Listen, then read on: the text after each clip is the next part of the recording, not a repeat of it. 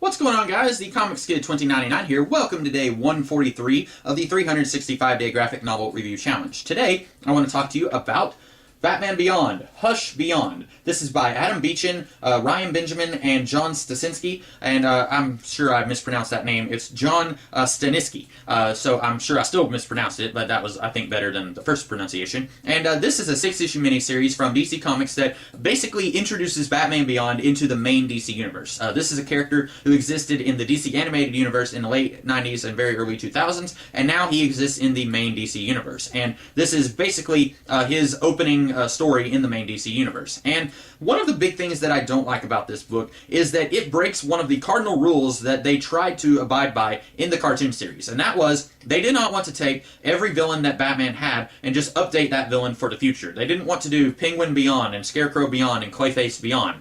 They did do that a couple of times. They did a Beyond version of the Joker, and they brought back Mr. Freeze, and I think those worked because those were exceptions to the rule and not the rule itself.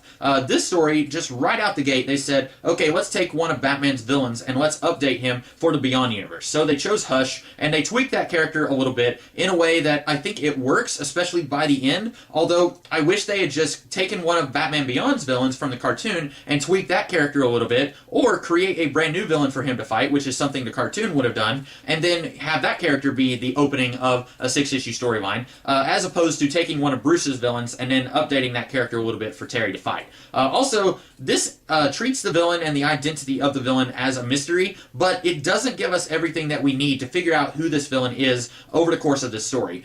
Basically, it's not a fair play mystery. It treats it as a mystery, and then at the end of the story, whenever this villain's identity is revealed, I'm thinking, okay, that's kind of a cheat. You didn't really give us enough to figure that out for ourselves, and if that wasn't their goal, then I have to ask, why even treat it as a mystery? And the conclusion that I came to is maybe they were afraid that if they told everyone up front who this guy was, if they didn't want to actually put any effort into making this a good mystery story, then they were afraid that people wouldn't keep reading. If they told everyone, hey, this is who Hush Beyond is, then they were afraid that people wouldn't keep reading, and I guess they were thinking that the only reason people would keep reading is if they're thinking maybe that they will be told who this Hush Beyond guy is in issue 5 or 6. In which case, have a little bit more confidence in your story and telling of the story, or work a little harder at the mystery aspect. Overall, I think that this is an adequate introduction of Terry McGinnis to the DC Universe. I think that they could have done better. I think they could have created a new villain, or do this villain on down the line. Don't have this be the opening of Batman Beyond in the DC Universe. You could do something else with some of the other characters from Batman Beyond first, and then you could do Hush a little later on. But overall, I thought this was alright, but it's not the opening story of Batman Beyond in the DC Universe that I would have wanted. But it does tickle some of the buttons that you probably want to be tickled if you were a big fan of Batman Beyond the cartoon series, which I was, and so in that regard, I did like this story, and I think it works okay. Not as good as it could have been, but also definitely not as bad as it could have been. So I usually don't do number ratings, but if I had to give this one a number rating, I would say 7 out of 10,